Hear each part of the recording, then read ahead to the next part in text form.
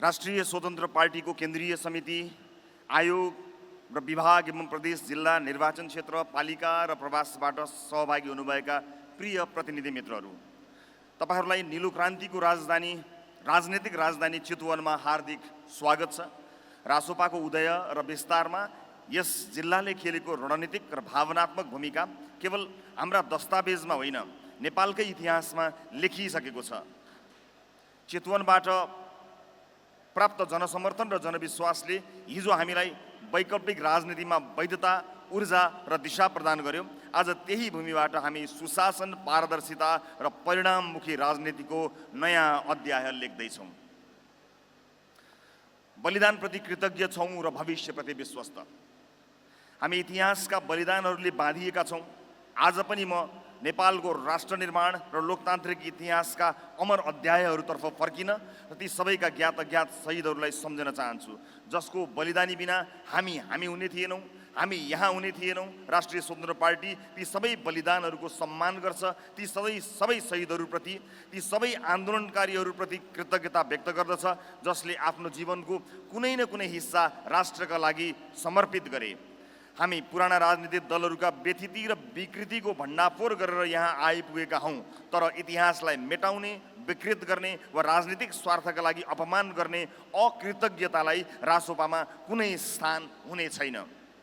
यो बलिदानमाथि राजनीति गर्ने र शहीदको भागभण्डा गर्ने पार्टी हुने छैन। कसैले श्रेय पाउँछ भनेर एक शताब्दीभन्दा लामो निरङ्कुश शासन विरुद्ध आवाज उठाएको 2007 सालको क्रान्ति हाम्रा लागि कम पवित्र छैन। उपलब्धिको जसुकैले पाए पनि 46 सालको आन्दोलनप्रति हामीलाई सम्मान र गर्व छ। 62-63 को आन्दोलन र त्यसका सार्थक उपलब्धिको रक्षा गर्दै बलिदानको अवमूल्यन हुन दिने छैनौँ। महिला, दलित, मधेसी, जनजाति, आदिवासी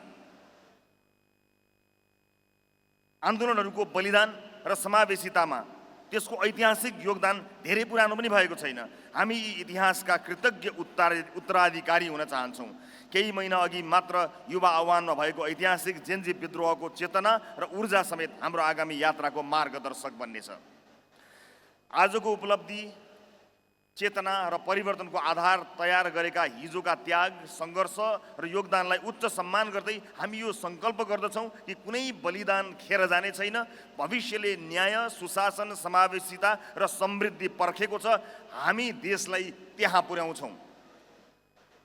4 वर्षमा शून्यबाट सिंहदरबारसम्म। आज यो ऐतिहासिक दस्तावेजमा म यो तथ्य रेकर्ड गराउन चाहन्छु कि हामी राजनीतिमा किन आयौँ। यसको जवाफले हामीलाई लक्ष्यबाट विचलित हुन दिने छैन। रासोपा स्थापना कालका सबैजसो साथीहरूले कुनै परम्परागत राजनीतिक पृष्ठभूमि थिएन। हामीहरू सञ्चार, कर्म लगायत विभिन्न पेसा, क्षेत्र र समाजका विभिन्न तहमा सक्रिय थियौँ, जहाँबाट राज्यलाई प्रश्न गर्न, झकझक्याउन र सुधारका लागि दबाव सृजना गर्न सकिन्छ भन्ने विश्वास थियो। तर समयसँगै हामीले थाहा पायौँ राज्य संरचना न सुन्न चाहने ठाउँमा छ, न सुन्न सक्ने। सत्ता केन्द्रित राजनीति, भ्रष्टाचार र जवाफदेहिताको कमी, खुला अवसरवाद र अस्थिर गठबन्धन अनि बिचौलियाको जगजगी लोकतन्त्रलाई नेतातन्त्रले चपाइरहेको थियो, नेतातन्त्रलाई बिचौलियाले नचाइरहेको थियो। हामीले सोच्यौँ परिवर्तनलाई बाहिरबाट होइन, भित्रै प्रवेश गरेर सम्भव बनाउनुपर्छ। त्यसैले हामीले प्रणालीभित्रै प्रवेश गरी त्यसलाई सुधार्ने, पुनः संरचना गर्ने र क्रमशः सफा गर्ने विकल्प रोज्यौँ। छोटै सही नयाँ शक्तिको प्रयास र विवेकशील अभियानको नागरिक केन्द्रित हस्तक्षेपले राजनीतिलाई तरङ्गित त पारे, तर बदल्न सकेनन्। तर दलहरूको अपराजेय मानिएको सिन्डिकेटलाई हराएर काठमाडौँ महानगरपालिकाको मेयरमा बालेन्द्र शाहले विजय गरेर देखाउनु भयो। परम्परागत दलहरूप्रति जनता अब विद्रोहका लागि तयार छन् भन्ने कुरा स्थापित गर्नुभयो। तर सजिलो भने भएन। हरेक राजनीतिक आन्दोलनका संस्थापकहरूले जस्तै हामीले पनि ठुलो अविश्वास, आलोचना र उपहास बेहोर्यौँ। सदस्य त परको कुरा भयो, नेता बनिदिन पनि कोही तयार थिएनन्। स्थापित राजनीतिक दलहरू र पुरानो राजनीतिक संरचनालाई पहाडसँग तुलना गर्थे मानिसहरू, र पहाडसँग कुइनो जुधाउने रहर नगर्न, बरु यसैको हिस्सा बन्न सल्लाह दिन्थे। हामी सम्झाउन खोज्थ्यौँ यी अब पहाड रहेनन्, फोहोरका थुप्रामा परिणत भइसके। यी रहिरहे भने अब यो देश रहन्न। तर समाजका प्रभावशाली व्यक्तिहरू, बुद्धिजीवी, सञ्चारकर्मी वा चर्चित व्यक्तिहरू मान्न होइन सुन्न पनि तयार थिएनन्। जनता तयार थियो तर जान्ने सुन्ने मानिएकाहरू तयार थिएनन्। यो अविश्वासको ऐतिहासिक कारण पनि थियो। 2006 सालपछि जतिसुकै प्रख्यात गैर राजनीतिक व्यक्तिले खोलेको दलले पनि नेपालको संसदमा प्रतिनिधित्वसम्म गर्न सकेको थिएन। तर हाम्रो मेहनत र सङ्कल्पले स्थापनाको 5 महिनामै हामी करिब 12 लाख लोकप्रिय मतसहित देशको चौथो ठुलो पार्टी बन्यौँ। सरकारबाट सुशासन, संसदबाट खबरदारी।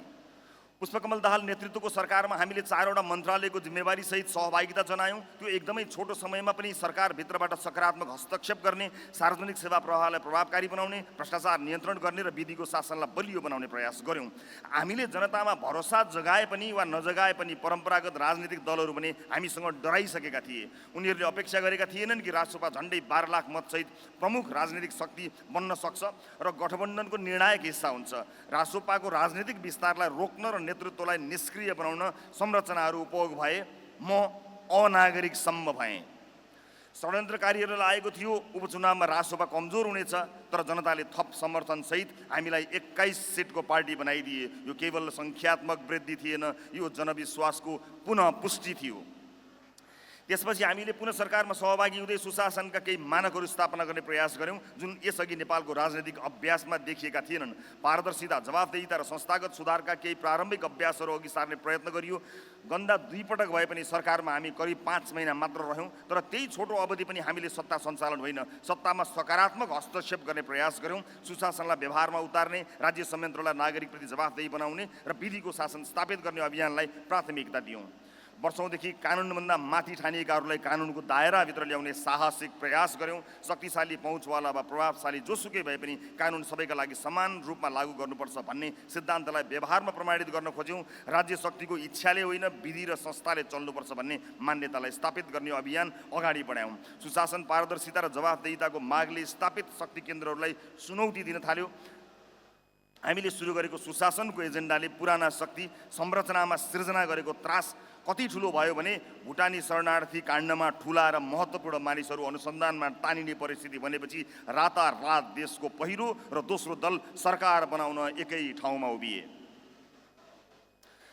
संसदीय इतिहासले नबिर्सने ती नीला स्कार्फ। राजसभाका सांसदहरू कोही पनि पेशेवर राजनीतिबाट आएका थिएनौँ। व्यवसाय, सञ्चार, नागरिक समाज, विभिन्न पेसाबाट आएका हामीले संसदमा नयाँ राजनीतिक संस्कृतिको प्रयास गर्यौँ। नियमित उपस्थितिसँगै सुशासनका लागि दबाव र नीतिगत बहसमा जोड दियौँ। युवा पुस्ताको अपेक्षा र निराशालाई संसदमा आवाज दियौँ। संसदलाई जनताको आवाज बोल्ने, सरकारलाई जवाफदेही बनाउने र सुशासनको पक्षमा दबाव सृजना गर्ने मञ्चका रूपमा प्रयोग गर्ने प्रयास गर्यौँ। नयाँ पुस्ताको आशा, परिवर्तनको आकाङ्क्षा र राजनीतिक शुद्धिकरणको बहसलाई स्थापित गर्ने कोसिस गर्यौँ।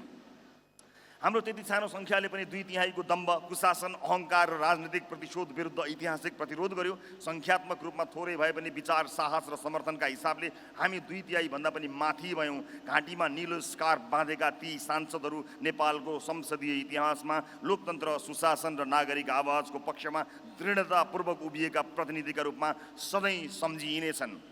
हामीले संसदलाई केवल औपचारिक बहसको थलो बन्न दिएनौँ, यसलाई जनजागरणको मोर्चा बनायौँ। जनताका आवाज, पीडा, आशा र अपेक्षालाई संसदभित्र बुलन्द गर्यौँ। राज्य सत्ताको दुरुपयोग, भ्रष्टाचार, व्यथिति र राजनीतिक प्रतिशोध विरुद्ध निरन्तर प्रश्न उठायौँ। संसदभित्रको हाम्रो उपस्थिति केवल विपक्षी भूमिकामा सीमित रहेन, बरु नागरिक चेतना जगाउने, सरकारलाई जवाफदेही बनाउने र लोकतान्त्रिक मूल्यहरूको रक्षा गर्ने अभियान बन्यो।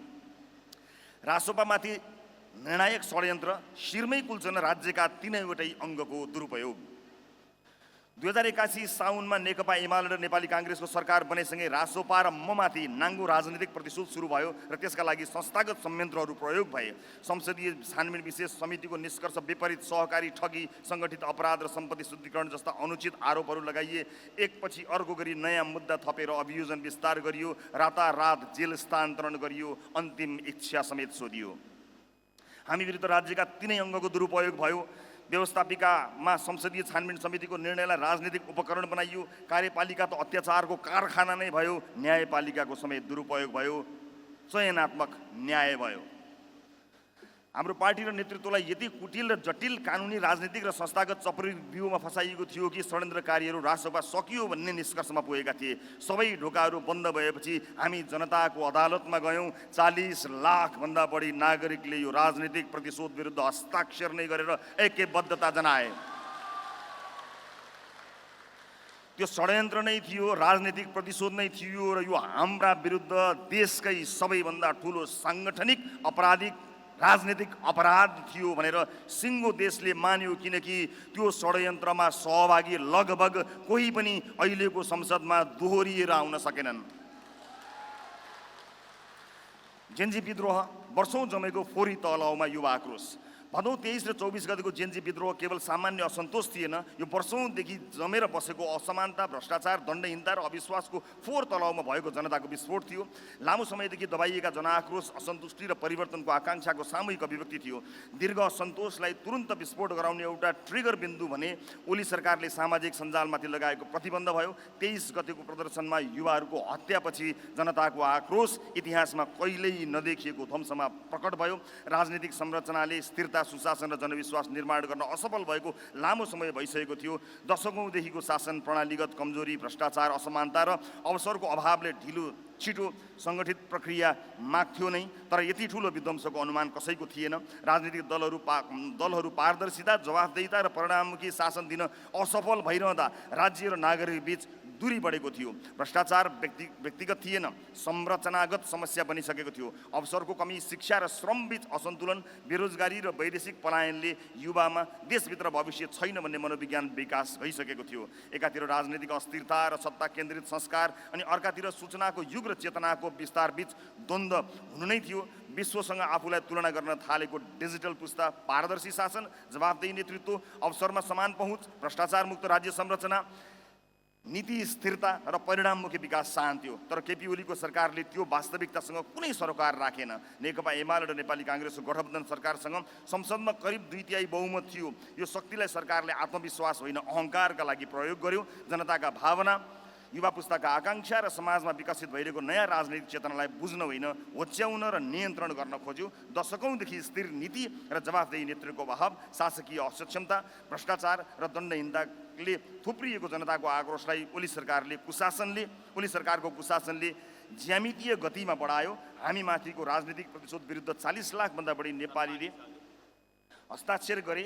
ती हस्ताक्षरको सङ्केत र सन्देश पनि सरकारले बुझ्न चाहेन। अन्ततः शासकहरू हेलिकप्टर चढेर भागे। संसद भङ्ग भयो र चुनावका लागि सुशीला कार्कीको नेतृत्वमा अन्तरिम सरकार बन्यो। हामी मिल्यौँ र इतिहास रच्यौँ। राजनीतिका नाममा सानो दायरामा सीमित दोकान चलाउने कि फराकिलो दृष्टिकोण, समावेशी व्यवहार र दीर्घकालीन सोचसहित मुलुककै नेतृत्वको लागि अग्रसर हुने भन्ने मोडमा हामीले दोस्रो विकल्प रोज्यौँ। त्यतिखेर म जेलमा थिएँ, तर नेपालका परिवर्तन चाहने सबै राजनीतिक शक्तिहरूसँग संवादमा थिएँ। हामी विभाजित रह्यौँ भने पुरानो स्थापित शक्तिले पुनः भ्रम, फन्डा र संरचनात्मक अवरोध खडा गर्छन् र चुनाव पनि हुन दिन्नन् भन्ने मेरो निष्कर्ष थियो। म जेलबाट बाहिर आएपछि विभिन्न वैकल्पिक धारहरू, सुशासन, समानता र परिवर्तनका पक्षधरहरूलाई एकै ठाउँमा ल्याउने पहल अझ तेज भयो। ऐतिहासिक लिगेसी भएका विवेकशील आन्दोलनका साथीहरू, वैकल्पिक राजनीति आन्दोलनसँग जोडिएका समूहहरू, स्थानीय सुशासन सक्रिय नेतृत्वहरू, सामाजिक न्यायका आन्दोलनहरूमा साथीहरू, थरुवट आन्दोलनका प्रतिनिधिहरू, दलित आन्दोलनका साथीहरू, सबैसँग साझा राजनीतिक भविष्यका लागि विस्तृत संवाद भयो। राष्ट्रिय स्वतन्त्र पार्टीलाई एकता र समायोजनको मार्गमा अगाडि बढाइयो, जसले पार्टीको दायरा मात्र होइन, यसको वैचारिक गहिराई र सामाजिक आधारहरूले विस्तार गर्यो। वैकल्पिक राजनीतिक आन्दोलनका अग्रज उज्जवल थापाको अगुवाईमा सुरु भएको वैकल्पिक राजनीति आन्दोलनको विरासत राजसपाको पुँजी भयो। उज्यालो नेपाल पार्टीको एउटा समूह, नयाँ शक्तिका संस्थापक केही नेता, नागरिक उन्मुक्तिको प्रभावशाली समूह, हाम्रो पार्टी नेपाल तथा थरुवट थारुवान आन्दोलनका विभिन्न हिस्साको समायोजनले पनि राजसपाको आकार बढायो। अवज्ञा र विद्रोहको प्रतीक बन्नुभएका, कुशासनसँग एक्लै लड्ने साहस देखाउनुभएका, काठमाडौँ महानगरको नेतृत्व मार्फत विकास निर्माणको भूमिका निर्वाह गर्नुभएका, जेन्जी आन्दोलनका क्रममा प्रधानमन्त्रीको प्रस्ताव समेत अस्वीकार गरेर नैतिक मानक कायम गर्नुभएका बालेन शाह र उहाँ आबद्ध स्वतन्त्र साथीहरूसँगको समायोजनले देशमा ठुलो तरङ्ग ल्यायो। विभिन्न वैकल्पिक धार, आन्दोलन र नेतृत्वहरूको यो समायोजन केवल राजनीतिक गठबन्धन थिएन, बरु सुशासनको साझा दृष्टि, भ्रष्टाचार विरुद्धको साझा सङ्घर्ष, युवा पुस्ताको प्रतिनिधित्व र प्रणालीगत परिवर्तनको साझा प्रतिबद्धता थियो। यस एकीकृत प्रयासको परिणामस्वरूप भएको निर्वाचनमा जनताले अभूतपूर्व समर्थन जनाउँदै करिब 2/3 ऐतिहासिक जनादेश प्रदान गरे। विश्व राजनीतिमा पनि 4 वर्षभन्दा कम समयमै कुनै राजनीतिक शक्तिले यस्तो स्तरको सफलता हासिल गरेको उदाहरण दुर्लभ छ। यो केवल चुनावी विजय होइन, यो जनताको परिवर्तनप्रतिको विश्वास, पुराना प्रणालीप्रतिको अस्वीकार र नयाँ राजनीतिक युगको घोषणा हो। हामी अलग अलग हुन्थ्यौँ भने यो सम्भव हुने थिएन। अब यो जनादेशलाई केवल राजनीतिक विजयका रूपमा होइन, बरु सुशासन, पारदर्शिता र प्रणालीगत सुधारको वास्तविक शासन अभ्यासमा रूपान्तरण गर्ने ऐतिहासिक जिम्मेवारी हाम्रो काँधमा आएको छ। विश्वास रोपिएको र आशा जगाइरहेको सरकार। पार्टी वरिष्ठ नेता बालेन्द्र शाहको नेतृत्वमा रासोपाको सरकार बनेको धेरै भएको छैन, तर सरकारका नीतिगत र प्रशासनिक पहलहरू सुशासन, पारदर्शिता, जवाफदेहिता र विकास केन्द्रित राज्य संरचनाको दिशामा अग्रसर छन्। हालैका बजेट र नीति कार्यक्रमका सुधारले दीर्घकालीन रूपमा राज्यको संस्थागत क्षमता, नागरिक विश्वास र लोकतान्त्रिक प्रणालीको सुदृढीकरणमा योगदान पुर्याएका छन्। सुशासन सुदृढीकरण र सेवा प्रवाह सुधार। सरकारले सार्वजनिक सेवा प्रवाहलाई प्रभावकारी, छरितो र पारदर्शी बनाउन विभिन्न प्रशासनिक डिजिटल सुधारहरूको थालनी गरेको छ। सरकारी सेवा प्रणालीमा रहेको ढिलासुस्ती, प्रक्रियागत जटिलता र अनावश्यक मध्यस्थता घटाउने उद्देश्यसहित सेवा प्रवाह सुधारलाई प्राथमिकता दिएको छ। यसले नागरिक राज्य सम्बन्धलाई थप प्रत्यक्ष, सहज र उत्तरदायी बनाउने आधार तयार गरेको छ। दण्डहीनताको अन्त्य र कानुनी शासन।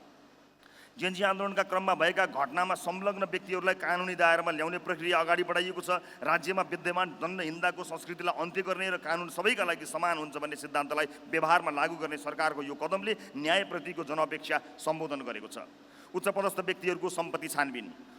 पूर्व तथा वर्तमान उच्चपदस्थ व्यक्तिहरूको सम्पत्ति छानबिन गर्न उच्चस्तरीय आयोग गठन गरिएको छ। यसले राज्य सञ्चालनमा पारदर्शिता, उत्तरदायित्व र जवाफदेहितालाई संस्थागत गर्नेछ। यसले दीर्घकालीन रूपमा भ्रष्टाचार नियन्त्रण र सार्वजनिक विश्वास पुनर्स्थापनाको आधार तयार गर्नेछ।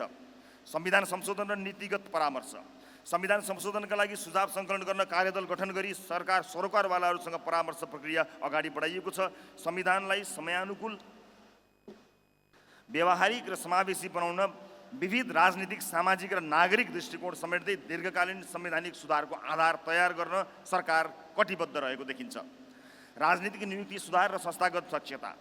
विगतमा भएका विवादास्पद राजनीतिक नियुक्तिहरू खारेज गरी योग्यतामा आधारित प्रतिस्पर्धात्मक नियुक्ति प्रक्रिया सुरु गरिएको छ। सार्वजनिक संस्थाहरूलाई पेशागत, निष्पक्ष र दक्षतामुखी बनाउन अनि संस्थागत विश्वास र प्रशासनिक क्षमतामा सुधार ल्याउन यो महत्त्वपूर्ण कदम हुनेछ। सहकारी पीडितलाई राहत र वित्तीय सुधार। सहकारीमा बचत गरेका साना बचतकर्ताहरूको रकम फिर्ता गराउने प्रक्रिया सुरु भइसकेको छ। यसले पीडित नागरिकलाई प्रत्यक्ष राहत प्रदान गर्दै वित्तीय प्रणालीप्रति विश्वास पुनर्स्थापना गर्नेछ। वित्तीय अनुशासन र बचतकर्ताको सुरक्षा सुनिश्चित गर्ने दिशामा यो महत्त्वपूर्ण नीतिगत पहल हो। सार्वजनिक सम्पत्ति संरक्षण। सरकारी तथा सार्वजनिक जग्गा संरक्षणका लागि सम्बन्धित आयोगहरूको प्रतिवेदन कार्यान्वयनमा ल्याइएको छ। यसले सार्वजनिक सम्पत्तिको अतिक्रमण रोक्ने, राज्य स्रोतको दुरुपयोग नियन्त्रण गर्ने र दीर्घकालीन सम्पत्ति व्यवस्थापन सुधार गर्ने उद्देश्य बोकेको छ। बिचौलिया नियन्त्रण र पारदर्शिता। राजनीतिक पहुँच वा शक्ति प्रयोग गरी प्रभाव जमाउने बिचौलिया प्रवृत्ति विरुद्ध कानुनी कारबाही अघि बढाइएको छ। यसले राज्य संयन्त्रलाई पारदर्शी, निष्पक्ष र जवाफदेही बनाउने दिशामा कठोर सन्देश दिएको छ। अव्यवस्थित बसोबासी व्यवस्थापन। अव्यवस्थित बसोबासीको पुनर्स्थापना तथा लालपुर्जा वितरण प्रक्रियाका लागि तयारी थालिएको छ। यसले भूमिहीन तथा आवासविहीन नागरिकलाई दीर्घकालीन रूपमा समाधान दिनेछ। विकास आयोजनामा तीव्रता। वर्षौँदेखि अवरुद्ध रहेका विकास आयोजनाहरूलाई गति दिइएको छ। यसले आर्थिक गतिविधि विस्तार, रोजगारी सिर्जना र विकासको प्रत्यक्ष लाभ जनस्तरसम्म पुर्याएको छ। रासोपाको वैचारिकी सामाजिक लोकतन्त्र। एकतरी आलोचक हुनुहुन्छ जो कहिल्यै हाम्रा दस्तावेज नहेरी सधैँ भन्नुहुन्छ कि रासोपासँग विचार छैन। हो, हामी परम्परागत वामपन्थी वा दक्षिणपन्थी होइनौँ र जानी बुझी त्यो राजनीतिक ध्रुवीकरणमा सीमित छैनौँ। कुनै पनि कठोर वैचारिक चौघेरालाई होइन, हामी व्यवहारिक, विवेक सम्बद्ध, आवश्यकता र यथार्थमा आधारित दृष्टिकोणलाई प्राथमिकता दिन्छौँ।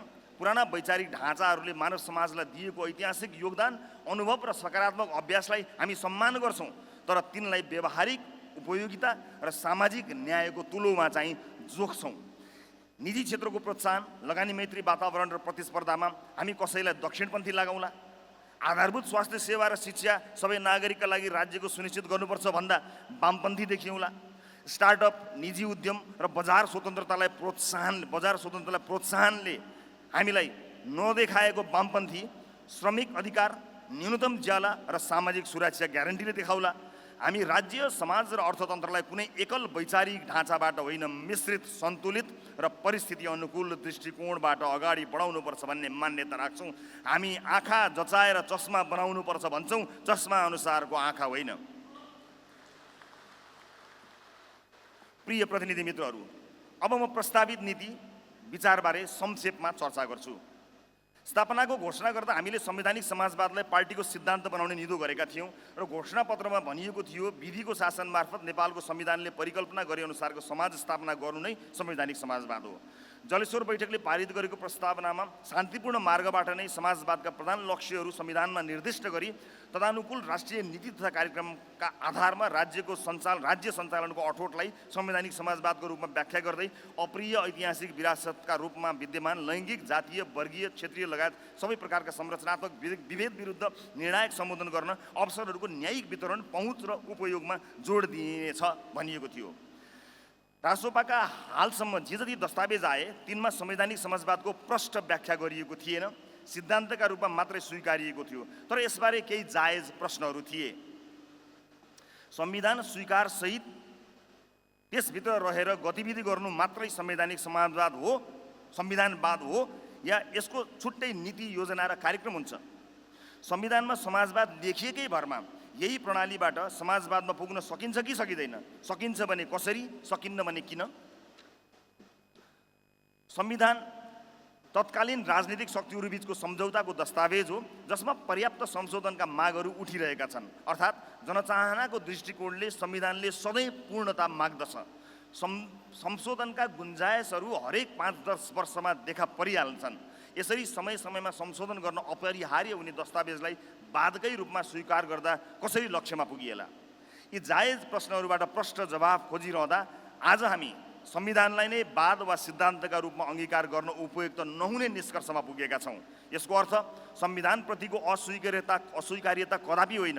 हो चाहिँ के भने देशको संविधान र दलको नीति, विचार, सिद्धान्त दुई अलग विषयहरू हुन् र राजनीतिक रूपमा हालसम्म प्राप्त उपलब्धिको स्थायित्व र सुदृढीकरण, नेपालको वर्तमान आर्थिक सामाजिक परिस्थिति र नागरिकले आशा गरेको राज्यको आधारभूत चरित्रको विश्लेषणका आधारमा हामीले सामाजिक लोकतन्त्रलाई पार्टीको मूल राजनीतिक सिद्धान्तको रूपमा अङ्गीकार गर्ने निष्कर्ष निकालेका छौँ। प्रिय प्रतिनिधि मित्रहरू, हामी लोकतान्त्रिक मूल्य, प्रतिस्पर्धात्मक अर्थतन्त्र, बलिया संस्था, उत्तरदायी शासन र सामाजिक र समावेशी समाजलाई एकअर्काका पूरक मान्छौँ। हाम्रो लक्ष्य केवल सरकार बनाउने होइन, राज्यको चरित्र बदल्ने हो। केवल सत्ता प्राप्त गर्ने होइन, नागरिकको विश्वास पुनर्स्थापित गर्ने हो। भावी पुस्ताका लागि सक्षम, समृद्ध र न्यायपूर्ण नेपाल निर्माण गर्ने हो। माथि प्रस्तावित सामाजिक लोकतन्त्र सोशल डेमोक्रेसी विचारधाराको सैद्धान्तिक अवधारणाभित्र रही स्वतन्त्रता, समृद्धि, सुशासन र सामाजिक न्याय सुनिश्चित गर्नका लागि हाम्रो राजनीतिक दर्शन 5 मूल आधार स्तम्भमा व्याख्या गर्न चाहन्छु। 1. प्रतिस्पर्धात्मक उदार अर्थतन्त्र, कम्पिटिटिभ लिबरल इकोनोमी। गरिबीको वितरणबाट होइन, समृद्धिको सृजनाबाट मात्र राष्ट्र धनी बन्छ। आर्थिक विकासको मुख्य स्रोत राज्य होइन, नागरिकको सृजनशीलता, श्रम, पुँजी, ज्ञान र उद्यमशीलता हो। रासोपा यस्तो अर्थतन्त्र निर्माण गर्न चाहन्छ जहाँ राज्यले निष्पक्ष नियम बनाओस्, प्रतिस्पर्धा सुनिश्चित गरोस् र अवसरको ढोका खोलोस्, तर व्यापार र उत्पादन नागरिक तथा निजी क्षेत्रले गरोस्। हामी उद्यमशीलतालाई सम्मान, लगानीलाई सुरक्षा, नवप्रवर्तनलाई प्रोत्साहन र श्रमलाई प्रतिष्ठा दिने आर्थिक व्यवस्था निर्माण गर्न चाहन्छौँ। हाम्रो दृष्टिमा आर्थिक स्वतन्त्रता केवल व्यापारको विषय होइन, यो नागरिक स्वतन्त्रताको पनि महत्त्वपूर्ण आयाम हो। समग्रमा प्रतिस्पर्धात्मक उदार अर्थतन्त्रले बजारको गतिशीलता र समाजको समानताको लक्ष्यलाई एकैसाथ अघि बढाउने प्रयास गर्छ। प्रतिस्पर्धात्मक उदार अर्थतन्त्रमा 1. मूल्य निर्धारण, उत्पादन र वितरण बजारका शक्तिहरूले निर्धारण गर्छन् जसको दक्षता र नवप्रवर्तन बढाउँछ। आर्थिक गतिविधिबाट उत्पन्न असमानता घटाउन राज्यबाट कर, अनुदान र सामाजिक सुरक्षा कार्यक्रम सञ्चालन गरिन्छ। 2. निजी स्वामित्वको मान्यता उद्यमशीलता, लगानी र निजी सम्पत्तिको अधिकारलाई प्रोत्साहन गरिन्छ। एकाधिकार, कार्टेल र बजार दुरुपयोग रोक्न कानुनी तथा संस्थागत नियमन गरिन्छ। 3. न्यूनतम पारिश्रमिक, सुरक्षित कार्यव्यय वातावरण र श्रम अधिकार सुनिश्चित गरिन्छ। आर्थिक स्थायित्व र दिगो विकास, मुद्रास्फीति नियन्त्रण, रोजगारी वृद्धि र दीर्घकालीन आर्थिक सन्तुलनमा ध्यान दिइन्छ। 5. राज्य र निजी क्षेत्रबीच सहकार्य मार्फत विकास परियोजना र सेवा प्रवाह अघि बढाइन्छ। आर्थिक वृद्धिलाई मात्र होइन, मानव जीवनको गुणस्तर सुधारलाई केन्द्रमा राखिन्छ। दोस्रो, विधिको शासन र संस्थागत पद्धति, rule of law and institutionalised order. व्यक्तिको सदिच्छाले होइन, संस्थाको स्थायित्वले राष्ट्र अगाडि बढ्छ। इतिहासले देखाएको छ कि कमजोर संस्था भएको समाज अत्यन्त भ्रष्टाचार, अराजकता र समाजमा कमजोर संस्था भएको समाजमा अन्ततः भ्रष्टाचार, अराजकता र निराशा बढ्छ। नेपालमा संस्थाहरूलाई राजनीतिक दल, गुट वा व्यक्तिको प्रभावबाट मुक्त गर्न नसक्दा लोकतन्त्रप्रतिको जनविश्वास कमजोर भएको छ। रासोपाको विश्वास छ कि कानुन सबैका लागि समान हुनुपर्छ। न्याय, प्रशासन, सुरक्षा निकाय तथा संवैधानिक संस्थाहरूले राजनीतिक प्रभावभन्दा माथि उठेर काम गर्न सक्नुपर्छ। हामी विधिको शासनलाई केवल कानुनी अवधारणा होइन, सभ्य समाजको नैतिक आधार मान्छौँ। जब नागरिकले न्याय पाउने विश्वास गर्छ, तब मात्र लोकतन्त्र बलियो हुन्छ, जसमा नेपालको संविधानले मौलिक हक र मानवाधिकारको ग्यारेन्टी गरेको छ। लोकतन्त्रका आधार स्तम्भको रूपमा रहेका मौलिक हक र मानवाधिकारलाई सुनिश्चित र सुरक्षित गरिनेछ। यी अधिकारहरू हनन हुन गए कानुनद्वारा उपचार गरिने सुनिश्चितता गरिन्छ। राज्यका उच्चतम पदमा आसीन व्यक्तिहरूदेखि आम सर्वसाधारण नागरिकसम्म कोही पनि कानुनभन्दा ठुला, कानुनभन्दा माथि हुँदैनन्। राज्यका निकायहरूलाई पूर्ण सक्षम बनाई स्वतन्त्र रूपमा अनुसन्धान र अभियोजनको सुनिश्चितता गरिन्छ। अधिकारप्राप्त व्यक्ति वा संस्थाले चयनमुखी अनुसन्धान अभियोजन गर्न पाउने छैन। अपराधको समान सजाय अवधारणा अन्तर्गत कानुनले गल्ती गर्ने कसैलाई छोड्दैन, गल्ती नगर्ने कोही डराउनु पर्दैन भन्ने मर्मको सुनिश्चितता गर्दछ। यसले कसैलाई पनि म राज्य हुँ, आई एम द स्टेट भन्ने सोच्न नसक्ने अवस्था स्थापित गर्छ। अपराध गर्नेको न पार्टी हुन्छ न जाति हुन्छ। कुनै पनि धर्म, लिङ्ग वा समुदाय वा पद वा प्रतिष्ठाका आधारमा कानुनले मतभेद गर्ने छैन। राज्यका सबै निकाय र व्यक्तिले कानुनले तोकेको सीमाभित्र रहेर आफ्नो अधिकार प्रयोग गर्नुपर्नेछ। न्यायपालिका सदैव स्वतन्त्र र निष्पक्ष हुनुपर्दछ। यसलाई कुनै शक्तिको छाया पर्न नदिई दबाव रहित र हस्तक्षेप मुक्त बनाइन्छ। तेस्रो, जनउत्तरदायी सरकार, सिटिजन सेन्ट्रिक अकाउन्टेबल गभर्मेन्ट। लोकतन्त्रको सार केवल चुनाव होइन, चुनावपछि पनि जनताले निरन्तर निगरानी र सहभागिता हो। नेपालमा राज्य संयन्त्र प्राय सेवकभन्दा शासक देखिन्थ्यो। सरकार नागरिकपरि उत्तरदायी, पारदर्शी र मापन योग्य हुनुपर्छ भन्ने हाम्रो अवधारणा हो। हरेक सार्वजनिक खर्च, हरेक नीति, हरेक निर्णय जनताले हेर्न, बुझ्न र मूल्याङ्कन गर्न पाउनुपर्छ। डिजिटल शासन, खुला सूचना, कार्य सम्पादन, मूल्याङ्कन र सार्वजनिक उत्तरदायित्व हाम्रो राजनीतिक संस्कृतिको अभिन्न अङ्ग हुनुपर्छ। नागरिक करदाता मात्र होइनन्, राज्यका वास्तविक मालिक हुन् भन्ने मान्यता नै जनउत्तरदायी शासनको आधार हो, जसमा जनस्तरबाट सार्वजनिक वृत्तमा उठेका प्रश्नको यथार्थपरक जवाफ र समाधान दिन सक्नु नै जनउत्तरदायी सरकारको वास्तविक पहिचान हो। सरकारका निर्णयलाई परिणामबाट नै सम्बोधन गर्दै औचित्य समेत पुष्टि गर्नुपर्दछ। जनगुनासो सुन्ने प्रभावकारी संयन्त्र अनिवार्य हुनुपर्छ। सरकारका नीति र नागरिकको समस्याबीच बलियो पुल बन्न सक्ने पारदर्शी संरचनाहरूले नै जनउत्तरदायी सरकारको परिचय दिन्छ। साथै सूचनाको हक प्राप्त गर्ने नागरिकको अधिकार सदैव सुनिश्चित हुनुपर्छ। यी सबै कार्यहरूमा पारदर्शिता अनिवार्य शर्त हुनुपर्दछ। जनउत्तरदायी सरकारले रचनात्मक प्रश्नहरूको सदैव सम्मान गर्दछ। आम सञ्चार माध्यम, विपक्षी दल तथा नागरिक समाजबाट प्राप्त हुने रचनात्मक आलोचना र प्रश्नलाई ससम्मान स्वागत गर्दछ।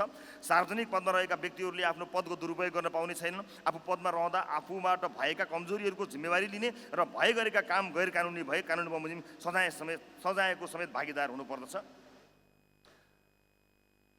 जनउत्तरदायी सरकारले संविधानले तोकेको समयमा स्वस्थ, धाँधली रहित निर्वाचन सम्पन्न गर्दछ। यसरी हुने निर्वाचन जनताले निर्भीकतापूर्वक आफूलाई मन परेको दल वा प्रतिनिधि चुन्ने सार्वभौम अधिकारको सम्मान र संरक्षण गर्छ। 4, लोक कल्याणकारी राज्य, अ जस्ट वेलफेयर स्टेट। हामी न त अनियन्त्रित बजारवादमा विश्वास गर्छौँ, न त राज्य नियन्त्रित अर्थतन्त्रमा। हामी न त अनियन्त्रित बजारवादमा विश्वास गर्छौँ, न त राज्य नियन्त्रित अर्थतन्त्रमा। आर्थिक स्वतन्त्रतासँगै सामाजिक सुरक्षा र समान अवसरको प्रत्याभूति आवश्यक छ। कुनै बालकको भविष्य उसको जन्मस्थान, जात, लिङ्ग वा पारिवारिक आयले निर्धारण गर्नु हुँदैन। शिक्षा, स्वास्थ्य, सुरक्षा र न्यूनतम सम्मानजनक जीवन नागरिकको अधिकार हो। रासोपाले लोक कल्याणकारी राज्यलाई दान वा कृपाको विषय मान्दैन, यो सामाजिक न्यायको आधार हो। राज्यले नागरिकलाई निर्भीक बनाउने राज्यले नागरिकलाई निर्भर बनाउने होइन सक्षम बनाउने भूमिका खेल्नुपर्छ। त्यसैले हाम्रो कल्याणकारी अवधारणा उत्पादनशील रोजगार र आत्मनिर्भरतासँग जोडिएको हुनेछ। लोक कल्याणकारी राज्यको मूल धारणा के हो भने राज्य केवल शान्ति र सुरक्षा कायम गर्ने निकाय मात्र होइन, नागरिकको शिक्षा, स्वास्थ्य, रोजगारी, सामाजिक सुरक्षा र न्यूनतम जीवनस्तर सुनिश्चित गर्ने जिम्मेवार संरचना पनि हो। यसका लागि सरकारले कर सङ्कलन गरी विभिन्न सामाजिक सुरक्षा कार्यक्रमहरू जस्तै बेरोजगारी भत्ता, वृद्ध अवस्था पेन्सन, निशुल्क वा सहुलियतपूर्ण स्वास्थ्य सेवा र शिक्षा सञ्चालन गर्छ। यस अवधारणाले आर्थिक विकाससँगै सामाजिक न्याय र समान अवसरलाई जोड दिन्छ। कमजोर, विपन्न र जोखिममा रहेका समूहको संरक्षण यसको प्राथमिकता हुनेछ। आज विश्वका धेरै विकसित देशहरूमा लोक कल्याणकारी राज्य विभिन्न स्वरूपमा लागू छन्। यद्यपि यसको सफल कार्यान्वयनका लागि सन्तुलित कर प्रणाली, पारदर्शी शासन र आर्थिक स्रोतको दिगो व्यवस्थापन आवश्यक हुन्छ। समग्रमा लोक कल्याणकारी राज्यले नागरिकको गरिमा, सुरक्षा र अवसर सुनिश्चित गर्दै समावेशी र न्यायपूर्ण समाज निर्माण गर्ने लक्ष्य राख्छ।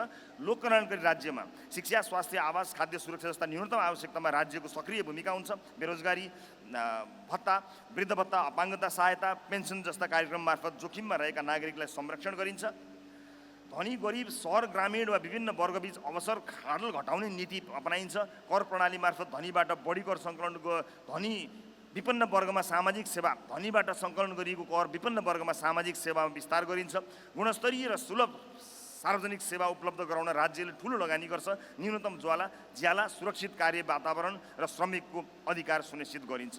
राज्यको मुख्य उद्देश्य केवल सुरक्षा होइन, नागरिकको जीवनस्तर सुधार गर्नु। विभिन्न वर्ग, क्षेत्र, लिङ्ग र समुदायलाई विकास प्रक्रियामा समेटिन्छ।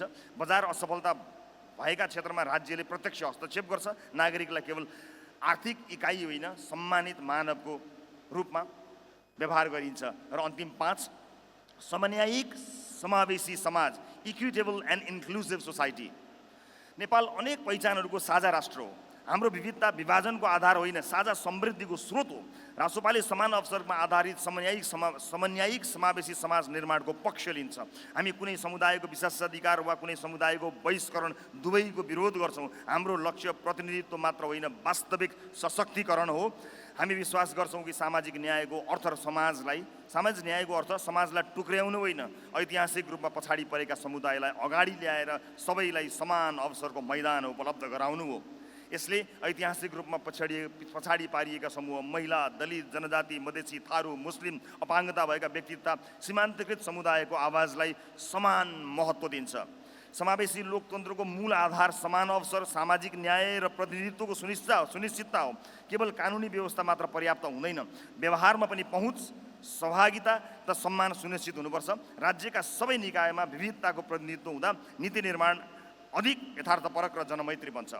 अन्ततः समन्यायिक समावेशी समाजको अवधारणाले विभाजन होइन एकता, बहिष्करण होइन सहभागिता र असमानता होइन समानताको आधारमा समाज निर्माण गर्छ। जब हरेक नागरिकले आफू राज्यको अङ्ग भएको अनुभूत गर्छ, तब मात्र लोकतन्त्र समृद्ध र दिगो बन्छ। हामीले परिकल्पना गरेको समन्यायिक समावेशी समाजमा राज्यका सबै तह र निकायमा विभिन्न जाति, लिङ्ग, क्षेत्र र समुदायको न्यायोचित सहभागिता सुनिश्चित हुन्छ। शिक्षा, स्वास्थ्य, रोजगारी र राजनीतिक पहुँचमा सबै नागरिकलाई बराबर अवसर प्रदान गरिनेछ। ऐतिहासिक रूपमा पछाडि परेका समुदायलाई विशेष व्यवस्था मार्फत सशक्त बनाइन्छ। नीति निर्माणदेखि कार्यान्वयनसम्म सबै वर्गको अर्थपूर्ण सहभागिता हुन्छ। विभेद, असमानता र अन्याय हटाउँदै न्यायपूर्ण समाज निर्माणमा जोड दिइन्छ। सबै भाषा, संस्कृति, धर्म र परम्पराको संरक्षण र सम्मान गरिन्छ। शासन प्रणाली खुला, जवाफदेही र जनमुखी हुन्छ। सबै नागरिक कानुनको नजरमा समान हुन्छन् र कानुन निष्पक्ष रूपमा लागू हुन्छ। नीतिहरू विविध समुदायको आवश्यकता र यथार्थलाई समेटेर बनाइन्छन्। विविधता बीच सहअस्तित्व, सद्भाव र सहकार्यलाई प्रवर्धन गरिन्छ। यी विस्तृत व्याख्यासँगै रासोपाको वैचारिकमा अस्पष्टता छ भन्ने कुराको पूर्ण खारेजी हुने कुरामा म विश्वस्त छु।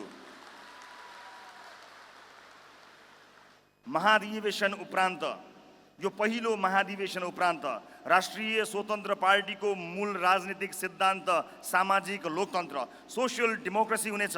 पार्टीका सम्पूर्ण दस्तावेजहरूमा यस मूल राजनीतिक सिद्धान्त सामाजिक लोकतन्त्र, सोसियल डेमोक्रेसीलाई समावेश गरिने कुरा म सम्पूर्ण प्रतिनिधि मित्रहरूलाई जानकारी गराउन चाहन्छु। प्रिय प्रतिनिधि मित्रहरू, हाम्रो आर्थिक दृष्टिकोण, सामाजिक न्याय सहितको उदार लोकतान्त्रिक समृद्धि। अब केही पेजहरू बाँकी छन्, तयारी गर्नु होला। हाम्रो आर्थिक दृष्टिकोण सामाजिक न्यायसहितको उदार लोकतान्त्रिक समृद्धि। राष्ट्रिय स्वतन्त्र पार्टी नेपाली राज्य र समाजलाई बहुलवादी लोकतन्त्र, विधिको शासन, नागरिक स्वतन्त्रता र सामाजिक न्यायका आधारमा पुनर्संरचना गर्दै समतामूलक समृद्धिमा लैजान प्रतिबद्ध छ। हाम्रो राजनीतिक दर्शन व्यक्तिगत स्वतन्त्रता र सामाजिक उत्तरदायित्व अनि प्रतिस्पर्धा र अवसरको समान पहुँच बीचको सन्तुलनमा आधारित छ। सामाजिक न्याय सहितको उदार अर्थतन्त्र र सामाजिक बजार अर्थव्यवस्था हाम्रो आर्थिक मार्गदर्शक सिद्धान्त हो। हाम्रा लागि लोकतन्त्र केवल राजनीतिक अधिकारको विषय होइन, यो आर्थिक अवसर, सामाजिक गतिशीलता र सम्मानजनक जीवनयापनको सुनिश्चितता पनि हो। राज्यको भूमिका नागरिकमाथि नियन्त्रणको विस्तार होइन, नागरिकको क्षमता विकास, अवसरहरूको सृजना र सामाजिक सुरक्षाको प्रत्याभूति हुनुपर्छ। निजी क्षेत्रको सृजनशीलता, नवप्रवर्तन र लगानीलाई आर्थिक वृद्धिको मुख्य इन्जिन मान्दै रासोपा प्रतिस्पर्धात्मक, खुला र उद्योग मैत्री अर्थतन्त्र निर्माणमा विश्वास गर्दछ। तर यस्तो अर्थतन्त्र सामाजिक उत्तरदायित्वबाट विमुख हुने छैन। आर्थिक वृद्धिको प्रतिशत समाजका सबै वर्गमा न्यायोचित रूपमा वितरण राज्यको दायित्व हो। रासोपाले प्रवर्तन गर्ने सामाजिक बजार अर्थतन्त्रले बजारको दक्षता र सामाजिक न्यायको उद्देश्यलाई जोड्नेछ। यस अवधारणा अन्तर्गत राज्यले उत्पादन र व्यापार सञ्चालन गर्ने होइन, बरु निष्पक्ष नियम निर्माण गर्ने, स्वच्छ प्रतिस्पर्धा सुनिश्चित गर्ने तथा सार्वजनिक शिक्षा, स्वास्थ्य, सामाजिक सुरक्षा, आवास, पूर्वाधार र अवसरको समान पहुँच मार्फत नागरिकको जीवनस्तर उकास्ने भूमिका निर्वाह गर्दछ। यसरी निर्माण हुने लोक कल्याणकारी राज्यको उद्देश्य समान परिणाम होइन, समान अवसर सुनिश्चित गर्नु हो। हामी मान्छौँ कि आर्थिक वृद्धि सामाजिक रूपान्तरणको अपरिहार्य आधार हो। गरिबी निवारण, रोजगारी विस्तार, मानव विकास र सामाजिक सुरक्षाको दिगोपन आर्थिक समृद्धि बिना सम्भव हुँदैन। त्यसैले उत्पादकत्व वृद्धि, पुँजी निर्माण, प्रविधि हस्तान्तरण, नवप्रवर्तन र उद्यमशीलताको विस्तारलाई राष्ट्रिय प्राथमिकताका रूपमा स्थापित गर्नु छ। जोखिम उठाएर गरिने निजी लगानी तथा सक्षम सार्वजनिक सहजीकरणबाट सृजित आर्थिक ऊर्जा नै दीर्घकालीन समृद्धिको मूल स्रोत हो। नेपालको वर्तमान अर्थतन्त्र उच्च उत्पादन लागत, कमजोर संस्थागत क्षमता, जटिल नियमनकारी संरचना र सीमित अन्तर्राष्ट्रिय पहुँचका कारण प्रतिस्पर्धात्मक बन्न सकेको छैन। रासोपा यस अवस्थालाई बदल्न व्यापक संरचनात्मक सुधारको पक्षमा छ। प्रशासनिक झन्झटको अन्त्य, नीतिगत स्थिरता, डिजिटल शासन, कर प्रणालीको सरलीकरण, लगानी संरक्षण तथा न्यायिक विश्वसनीयताको सुदृढीकरण मार्फत नेपाललाई दक्षिण एसियाकै आकर्षक लगानी गन्तव्य बनाउने हाम्रो लक्ष्य छ। हामी खुला विश्व अर्थतन्त्रसँग आत्मनिर्भर सम्बन्धमा विश्वास गर्छौँ। नेपालले आफ्ना सापेक्षिक लाभका क्षेत्र स्वच्छ ऊर्जा, हरित औद्योगिकरण, कृषि पर्यटन, सूचना प्रविधि तथा डिजिटल सेवामा प्रतिस्पर्धात्मक क्षमता विकास गर्नुपर्छ। विदेशी तथा स्वदेशी लगानीलाई समान अवसर प्रदान गर्दै उत्पादन, निर्यात र रोजगारी विस्तारका लागि आवश्यक कानुनी तथा संस्थागत सुधारहरू गर्न जरुरी छ। हरित विकास, प्रविधि मैत्री उद्योग र ज्ञानका आधारमा अर्थतन्त्र नै 21औं शताब्दीको नेपाली समृद्धिको आधार बन्नेछ भन्ने हाम्रो विश्वास छ।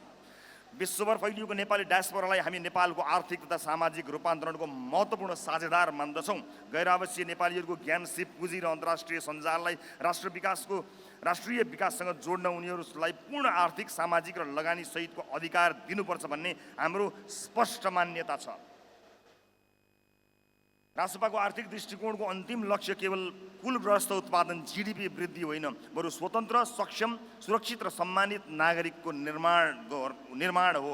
आर्थिक समृद्धि र सामाजिक न्याय परस्पर विरोधी होइनन्, बरु एकअर्काका पूरक हुन्। उद्यमशीलता, नवप्रवर्तन र प्रतिस्पर्धाबाट सृजित समृद्धिलाई सामाजिक उत्तरदायित्व र न्यायपूर्ण अवसर वितरणसँग जोड्दै समृद्ध, समावेशी र आधुनिक नेपालको निर्माण गर्नु नै राष्ट्रिय स्वतन्त्र पार्टीको आर्थिक सङ्कल्प हो।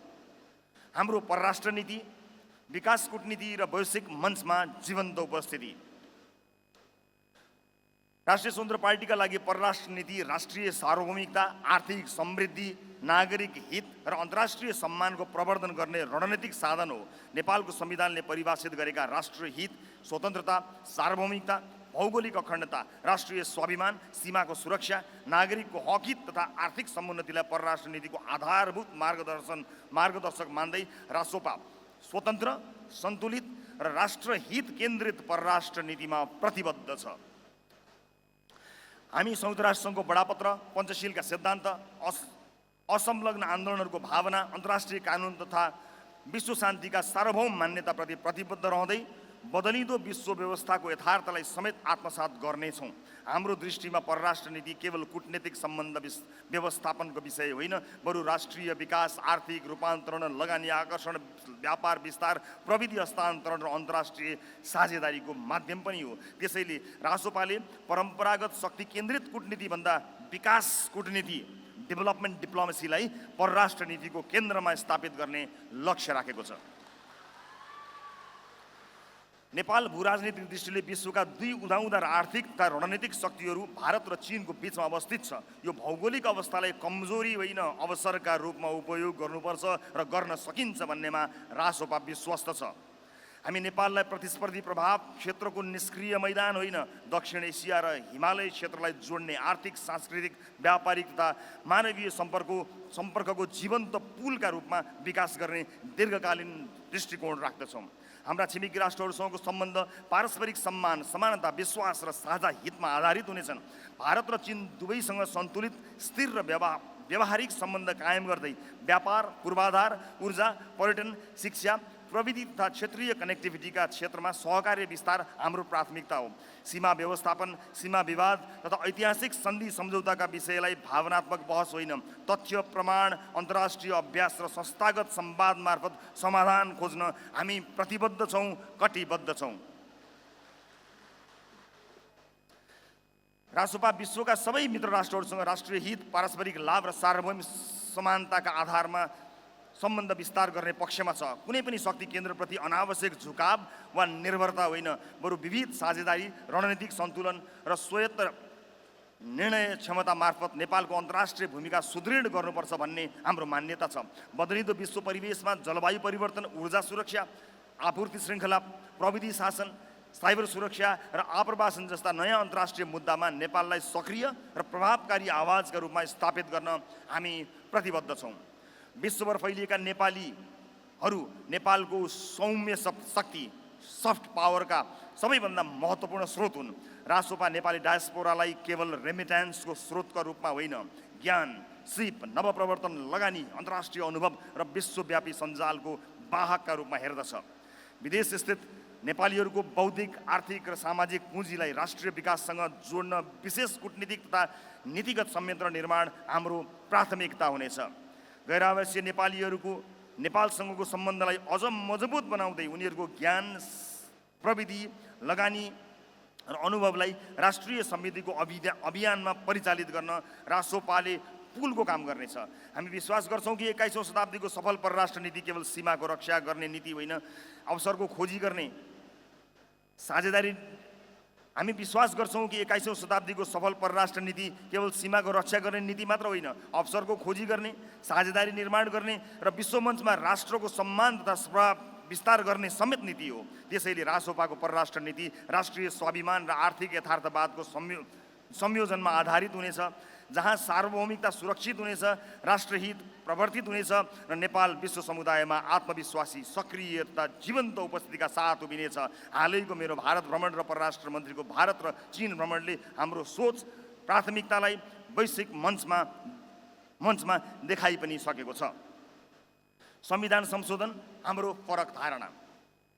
2072 सालमा हाम्रो संविधान लेखिँदा नै एक दशकपछि यसको कार्यान्वयनको समीक्षा र परिमार्जनको ढोका खोलिएको हो। आज हामी त्यही स्वाभाविक पुनरावलोकनको चरणमा आइपुगेका छौँ। रासोपा यस अवधिमा संविधानका उपलब्धि र कमजोरी अनि नागरिकले चाहेका सुधारबारे खुला, इमान्दार र जिम्मेवार बहसका पक्षमा छ। संविधानमाथि हाम्रा केही फरक धारणा छन् जुन हामीले पार्टी स्थापनादेखि नै राख्दै आएका छौँ। हामी स्थिर नेतृत्व र स्पष्ट जिम्मेवारी सहितको प्रत्यक्ष निर्वाचित कार्यकारीका पक्षमा छौँ। हामी अहिलेको अत्यन्त महँगो निर्वाचन प्रणालीको सट्टा पूर्ण समानुपातिक निर्वाचन प्रणालीका पक्षमा छौँ, जसले सबै समुदायको प्रतिनिधित्व सुनिश्चित गरोस्। हामी अहिलेको राष्ट्रिय सभालाई गैर दलीय विशेषज्ञ सभा बनाउन र उपराष्ट्रपतिलाई सभाध्यक्ष बनाउने पक्षमा छौँ। त्यसै गरी हामी प्रदेश सभा र प्रदेश सरकारको पनि पुनर्संरचनाको पक्षमा छौँ। संविधान राष्ट्रको साझा दस्तावेज हो, कुनै दलको घोषणा पत्र होइन। त्यसैले हामी यसको संशोधन पनि सङ्कुचित राजनीतिक स्वार्थबाट होइन, राष्ट्रको दीर्घकालीन आवश्यकता, जनताको अनुभव र लोकतान्त्रिक अभ्यासबाट निर्धारित होस् भन्ने चाहन्छौँ। संविधान संविधान न अपरिवर्तनीय दस्तावेज हो, न प्रत्येक राजनीतिक परिवर्तनसँगै फेर्ने अस्थिर दस्तावेज। संविधान संशोधनको अबको आधार पनि सुशासन, स्थायित्व, प्रतिनिधित्व र नागरिकको हित हुनुपर्छ। हामी व्यापक राष्ट्रिय संवाद, विज्ञहरूसँगको सुझाव, नागरिकको सहभागिता र सम्भव भएसम्म सर्वदलीय सहमतिको पक्षमा छौँ। रासपाको संसदीय नीति दीर्घकालीन विषयमा आम सहमति। रासपा नेपालको राजनीतिक संस्कृति बदल्न चाहन्छ। दशकौँसम्म राजनीति को मित्र को शत्रु भन्ने चस्माबाट हेरियो, तर राष्ट्र निर्माणको राजनीतिमा दलहरू एकअर्काका शत्रु होइनन्, बढीमा विचार, कार्यक्रम र प्राथमिकता फरक भएका प्रतिस्पर्धी हुन्। लोकतन्त्रमा चुनावी प्रतिस्पर्धाको अर्थ राष्ट्रका आधारभूत प्रश्नहरूमा पनि मतभेद हुनु होइन। हाम्रा साँच्चै साझा शत्रु गरिबी, बेरोजगारी, भ्रष्टाचार, कुशासन, अशिक्षा र कमजोर स्वास्थ्य सेवा हुन्। युवाको पलायन, आर्थिक परनिर्भरता, उत्पादनहीन अर्थतन्त्र, राज्यप्रतिको घट्दो विश्वास अनि सामाजिक विभाजन र असहिष्णुता हुन् यो देशका साझा शत्रु। आजसम्म सत्ताको भागबण्डाका कारण सर्वदलीय सहमति भन्ने शब्द एकदमै बदनाम छ। हामी त्यो सहमति राष्ट्र निर्माणमा लगाएर त्यसको गरिमा फर्काउन चाहन्छौँ। उदाहरणका लागि शिक्षा। हामीलाई कस्तो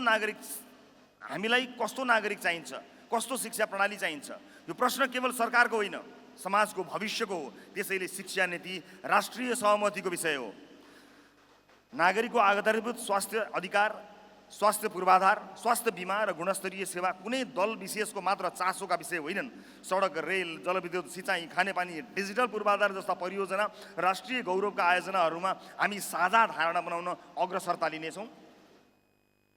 उत्पादन र रोजगारी, सुशासन, संविधान र निर्वाचन प्रणाली सुधार, परराष्ट्र नीति, राष्ट्रिय हित, जलवायु सङ्कट र प्राकृतिक स्रोतको उपयोगमा पनि सिङ्गो देश एकमत नहुने कुनै कारण छैन। हामी चाहन्छौँ सरकार बदलिए पनि राज्यको दिशा, आधारभूत नीति र राष्ट्रिय लक्ष्य नबदलियोस्। साङ्गठनिक जीवनका प्रवृत्तिगत समस्या, समूहवाद, गुटबन्दी र व्यक्तिवाद। स्थापना भएको 4 वर्ष पुगे पनि विभिन्न कारणले राष्ट्रिय स्वतन्त्र पार्टी अझै पनि राजनीतिक अभियानबाट संस्थागत राजनीतिक दलमा रूपान्तरण भइरहेको सङ्क्रमणकालमै छ। जनमतबाट हाम्रो शानदार संसदीय आकार त तय भएको छ, तर दीर्घकालीन राजनीतिक शक्तिको आधार लोकप्रियता मात्र हुन सक्दैन। त्यसका लागि त वैचारिक स्पष्टता, विधिमा आधारित नेतृत्व विकास र प्रभावकारी सङ्गठनात्मक संरचना अपरिहार्य छ। तर हामीले स्वीकार गर्नैपर्छ, केन्द्रदेखि स्थानीय तहसम्म जिम्मेवारी, उत्तरदायित्व र अनुशासनमा आधारित सङ्गठन निर्माणमा विभिन्न चुनौतीहरू देखिएका छन्। निजी फाइदाका लागि पार्टीभित्र नयाँ र पुरानाका नाममा खेल्ने प्रवृत्ति, गुटगत मानसिकता, व्यक्तिगत प्रभाव विस्तारको प्रवृत्ति र व्यक्ति केन्द्रित सोचले सङ्गठनात्मक एकता र विश्वासलाई चुनौती दिइरहेका छन्। मुहान जे भए पनि हामी एउटै नदीका हिस्सा हौँ भन्ने भावनाका साथ सहकारी र सम्मानको संस्कार विकासमा पनि कमजोरी देखिएको छ। समूहगत संरक्षणवादले योग्य तथा प्रतिबद्ध सदस्यहरूलाई निरुत्साहित बनाइरहेको गुनासो पनि छ। प्रारम्भिक योगदानका आधारमा विशेष अधिकार खोज्ने र आफूमाथि चुनौती हुन सक्छ भनेर राम्रा व्यक्तिलाई पार्टीमा आउनबाट रोक्ने प्रवृत्ति पनि देखिएकै छ। नियमित सम्पर्क, संवाद र क्षमता विकासको अभावमा सदस्यहरूमा निराशा र निष्क्रियता बढ्ने जोखिम पनि छ। सङ्गठन विधिभन्दा व्यक्तिमा निर्भर होला कि भन्ने चिन्ता पनि बढेको छ। यो महाधिवेशनपछि पार्टीमा पूर्व समूह भन्ने र निजी स्वार्थका लागि मुहान खोज्ने काम सधैँका लागि बन्द हुनुपर्छ र आउँदा दिनमा नेतृत्व चयन खुला, प्रतिस्पर्धात्मक, पारदर्शी र योग्यतामा आधारित हुनुपर्छ।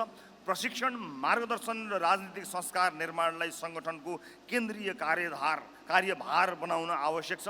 सङ्गठन विस्तार, सुदृढीकरण र शुद्धिकरणलाई अब समान प्राथमिकताका साथ अगाडि बढाउनुपर्छ। चाकडी होइन, उत्पादन र उद्यमसँग जोडिएका पार्टी सदस्य। राष्ट्रिय स्वतन्त्र पार्टी निर्माण गर्न खोजेको सदस्य केवल राजनीतिक गतिविधिमा सीमित व्यक्ति होइन, समाजमा मूल्य सिर्जना गर्ने, उत्पादन बढाउने र उद्यमशीलताको अभ्यास गर्ने नागरिक पनि हो। हाम्रो विश्वास छ राजनीति केवल राज्य सत्ताको अभ्यास होइन, समाज र अर्थतन्त्रको सकारात्मक रूपान्तरणको माध्यम पनि हो। त्यसैले पार्टीका सदस्यहरूलाई उत्पादन, उद्यम, नवप्रवर्तन र आत्मनिर्भरतासँग जोड्ने विशेष अभियान सञ्चालन गरिनुपर्दछ। हरेक सदस्यको राजनीतिक योगदान जति महत्त्वपूर्ण छ, उत्पादनमूलक र उद्यमशील क्षेत्रमा उसको संलग्नता पनि त्यतिकै महत्त्वपूर्ण हुनुपर्छ। पार्टीभित्र सदस्यले सङ्गठन निर्माण, जनसम्पर्क, प्रशिक्षण वा सामाजिक अभियानमा गरेको योगदानको मूल्याङ्कन हुने भए चाहिँ उत्पादन र उद्यममा गरेको योगदानको पनि अभिलेख र मूल्याङ्कन गरिने व्यवस्था विकास गरिनुपर्नेछ। यसले सदस्यलाई अनुत्पादक राजनीतिक संस्कृतिबाट सृजनशील र आत्मनिर्भर संस्कृतितर्फ लैजान प्रेरित गर्नेछ। पार्टीले पनि सदस्यहरूलाई उद्यमशीलता र उत्पादनसँग जोड्न आवश्यक सहजीकरण गर्नेछ। सिप विकास तालिम, परामर्श तथा सामूहिक उद्यमका अवसर, बजार पहुँच, लगानीकर्तासँग सम्पर्क तथा सफल अभ्यासहरूको आदान प्रदान जस्ता कार्यक्रम मार्फत सदस्यहरूलाई सक्षम बनाउने प्रयास गरिनेछ। पार्टी स्वयं व्यवसाय सञ्चालन गर्ने संस्था होइन, तर उद्यम गर्न चाहने सदस्यलाई आवश्यक जानकारी, समन्वय र सहजीकरण प्रदान गर्ने अभियानकारी शक्ति बन्नेछ। हामी यस्तो राजनीतिक संस्कृतिको विकास गर्न चाहन्छौँ जहाँ सदस्यको परिचय र प्रगति उसको पहुँच र प्रभावको झ्यालबाट होइन, उसले सिर्जना गरेको उत्पादन, स्थापना गरेको उद्यम, दिएको रोजगारी र समाजमा पुर्याएको योगदानको मूल ढोकाबाट होस्। जनताले पार्टी सदस्यलाई केवल भाषण गर्ने व्यक्तिका रूपमा होइन, आफ्नै श्रम र सिर्जनाबाट समाजमा परिवर्तन ल्याउने व्यक्तिका रूपमा देख्न सकुन्। हामी चाकडी संस्कृतिको अन्त्य र उत्पादनशील संस्कृतिको विकासमा विश्वास गर्छौँ। हाम्रा सदस्य अवसरको व्यापार गर्ने होइन, अवसर सिर्जना गर्ने व्यक्ति हुनेछन्। पार्टीले त्यस्ता सदस्यलाई पहिचान गर्ने, प्रोत्साहन गर्ने र आवश्यक सहजीकरण गर्नेछ। उत्पादन, उद्यम र श्रमसँग जोडिएको राजनीतिक सदस्य नै आत्मनिर्भर नेपाल निर्माणको बलियो आधार बन्नेछ। लिडरसिप एकाडेमी नयाँ राजनीतिक संस्कारको शिक्षालय। लोकतान्त्रिक व्यवस्थाको सफलता केवल हाम्रो संविधान वा संवैधानिक संस्थाहरूबाट सुनिश्चित हुँदैन, बरु त्यसलाई सञ्चालन गर्ने नेतृत्व क्षमता, नैतिकता, दृष्टिकोण र कार्य संस्कृतिबाट सुनिश्चित हुन्छ। नेपालमा व्यवस्था परिवर्तनका अनेक उपलब्धि भए पनि सक्षम, उत्तरदायी र परिणाममुखी राजनीतिक नेतृत्व निर्माणमा अपेक्षित प्रगति हुन सकेन। यही तितोदार्तालाई स्वीकार गर्दै राष्ट्रिय स्वतन्त्र पार्टीले 2080 मङ्सिरमै जलेश्वर बैठकबाट लिडरसिप एकाडेमी स्थापना गर्ने नीति लिएको हो। लिडरसिप एकाडेमी पार्टीभित्र नेतृत्व विकास, राजनीतिक शिक्षा, व्यवस्थापकीय दक्षता तथा सुशासन सम्बन्धी ज्ञान र सिप अभिवृद्धि गर्ने संस्थागत केन्द्र हुनेछ। यसको उद्देश्य केवल उम्मेदवार उत्पादन गर्नु होइन, सार्वजनिक जीवनमा जिम्मेवारीपूर्वक काम गर्न सक्ने नैतिक, सक्षम र जनउत्तरदायी नेतृत्व तयार गर्नु हुनेछ। लिडरसिप एकाडेमीले छिट्टै कार्यविधि र पाठ्यक्रमका आधारमा सञ्चालन हुनेछ। सुशासन, सार्वजनिक प्रशासन, नीति निर्माण, नेतृत्व विकास, अर्थतन्त्र, कानुन र न्यायिक सेवा सम्बन्धी नियमित प्रशिक्षण हुनेछन्। चुनावी उम्मेदवार बन्न इच्छुक व्यक्तिहरूलाई क्यान्डिडेट क्लब तथा लिडरसिप एकाडेमी मार्फत प्रशिक्षण, मूल्याङ्कन र क्षमता विकास प्रक्रियामा सहभागी गराइनेछ। विषयविज्ञ, अनुभवी प्रशासक, शिक्षाविद तथा पेशागत नेतृत्वको सहभागितामा व्यावहारिक र सैद्धान्तिक अध्ययनको व्यवस्था गरिनेछ। सहभागीहरूको नियमित मूल्याङ्कन, कार्य सम्पादन परीक्षण र नेतृत्व क्षमताको अभिलेखीकरण गरिनेछ। नैतिकता, पारदर्शिता, उत्तरदायित्व तथा सार्वजनिक सेवाको संस्कृतिलाई प्रशिक्षणको अभिन्न अङ्ग बनाइनेछ। आवश्यकता अनुसार एकाडेमीलाई प्रदेश तथा स्थानीय तहसम्म विस्तार गर्न सकिनेछ।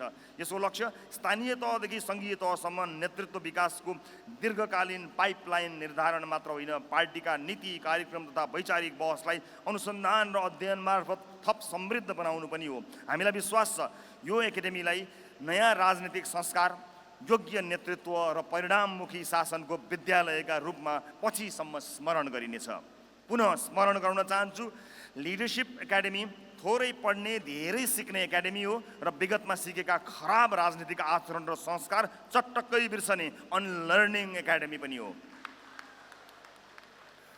प्रिय प्रतिनिधि मित्रहरू, हामीले साबित गर्नु छ रासपा हाम्रा आलोचकहरूले भने जस्तो क्षणिक लोकप्रियतावादी शक्ति होइन, बरु यो दीर्घकालीन, संस्थागत र परिवर्तनकामी राजनीतिक शक्ति हो। हामीले प्राप्त गरेको जनमत अन्तिम उपलब्धि होइन, ठुलो यात्राको प्रारम्भिक आधार मात्र हो। त्यसलाई दीर्घकालीन जनविश्वासमा रूपान्तरण गर्न विधि, पारदर्शिता, सुशासन र समर्पण आवश्यक छ। पार्टीमा वास्तविक सुधार त्यति बेला सम्भव छ जब व्यक्तिभन्दा विधि, मभन्दा हामी र स्वार्थभन्दा साझा उद्देश्य माथि राख्ने संस्कार विकसित हुन्छ। हामी परिपक्व र परिष्कृत हुँदै जाँदा जनसमर्थनको आकार पनि निरन्तर फराकिलो भइरहेको छ। हामीले आफ्नै पौरखमा यो पार्टीलाई हुर्काएर विशाल वृक्ष बनाउँदैछौँ। हाम्रो दृढ सङ्कल्प, निरन्तरको प्रयास र जनतासँगको अटुट सम्बन्ध नै हाम्रो सबैभन्दा ठुलो शक्ति हो। त्यसैले आत्तिनुपर्ने वा निराश हुनुपर्ने कारण छैन। हामीले आलोचना र निन्दालाई हाम्रो शक्तिको बढोत्तरीको परिणाम मान्नुपर्नेछ। बरु अब पहिलेभन्दा अझ बढी ऊर्जाका साथ अगाडि बढ्ने बेला आएको छ। हामीले देखेको सपना, नागरिकले राखेको आशा र परिवर्तनको यो अभियानलाई सार्थक बनाउन हामी एक ढिक्का भएर लाग्नुपर्छ। अब हामीसँग स्पष्ट भिजन हुनेछ, त्यसलाई कार्यान्वयन गर्ने सक्षम नेतृत्व हुनेछ र सबैभन्दा महत्त्वपूर्ण कुरा जनताको अपार साथ हामीसँग छ। यी सबैलाई समेटेर अगाडि बढ्न सके नेपालको राजनीतिमा नयाँ आयाम थपिनेछ र रासोपा देशकै अग्रणी मूलधारको विशाल शक्तिको रूपमा दीर्घकालीन रूपमा स्थापित हुनेछ। प्रिय प्रतिनिधि मित्रहरू, राष्ट्रिय स्वतन्त्र पार्टीलाई छोटो समयमै नेपाली राजनीतिको अग्रपङ्क्तिमा ल्याउन अतुलनीय योगदान पुर्याउने सम्पूर्ण नेताहरू, सङ्गठनमा खटिने कर्मठ सदस्यहरू, देश तथा विदेशमा रहेर निरन्तर साथ दिने शुभेच्छुक, साथै पार्टीले समय समयमा सञ्चालन गरेका विभिन्न अभियानहरूमा सक्रियतापूर्वक सहभागी भई अमूल्य समय र ऊर्जा प्रदान गर्ने सम्पूर्ण महानुभावहरूप्रति हार्दिक धन्यवाद ज्ञापन गर्दछु। तपाईँ हाम्रो अथक प्रयास, दृढ सङ्कल्प र निस्वार्थ सहयोग बिना यहाँसम्मको यात्रा पनि सम्भव नै थिएन। तपाईँहरूकै साथ, समर्थन र सक्रियताले रासोपा नयाँ वैकल्पिक राजनीतिक शक्तिबाट मूलधारको राजनीतिक शक्तिको रूपमा स्थापित भएको छ र सुशासन, पारदर्शिता र विकासको एजेन्डामा जनभावनाको प्रतिनिधित्व गर्दै अगाडि बढेको छ। सीमित कमी कमजोरीलाई सच्याएर रासोपालाई वैकल्पिक होइन निर्विकल्प राजनीतिक शक्तिका रूपमा उभ्याउने हाम्रो दृढतामा सबै पक्षबाट सकारात्मक प्रतिक्रिया र सहयोग प्राप्त हुने अपेक्षा गरेको छु। अन्त्यमा यस प्रतिवेदनलाई रासोपाको राजनीतिक इतिहासको एउटा महत्त्वपूर्ण टर्निङ पोइन्ट बनाउन, अझै जनमुखी र व्यावहारिक बनाउन यहाँहरूबीच व्यापक र गहन छलफल हुने अपेक्षा राखेको छु। साथै पार्टी सभापतिका रूपमा मैले लिएका निर्णय र गरेका काम कारबाहीबारे समेत रचनात्मक आलोचनासहितको टिप्पणी सुझावको अपेक्षा गरेको छु। पार्टीलाई स्पष्ट दिशानिर्देश गर्न यो पहिलो ऐतिहासिक महाधिवेशन पूर्ण सफल हुनेछ र हामी आन्तरिक प्रतिस्पर्धाका पीडा होइन, थप उत्साहका साथ फर्कनेछौँ भन्ने अपेक्षासहित यो प्रतिवेदन महाधिवेशनको हल समक्ष पेश गरेको छु। धन्यवाद। जय घन्टी। रवि लामिछाने, सभापति, प्रथम राष्ट्रिय महाधिवेशन, असार 9, 2083।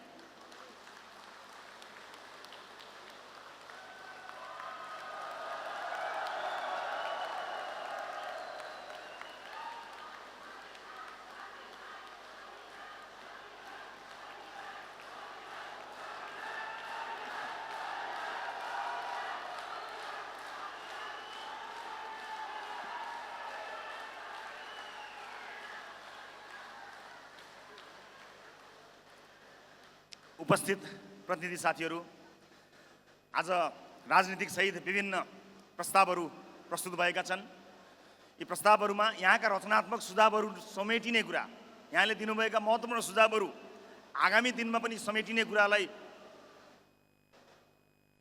विश्वस्त बनाउँदै, समेटिने कुरालाई विश्वस्त गराउँदै आज प्रस्तुत भएका सम्पूर्ण प्रतिवेदनहरूलाई स्वीकार गरिदिनु हुन, अनुमोदन गरिदिनु हुनको निमित्त म यो हल समक्ष प्रस्ताव गर्न चाहन्छु।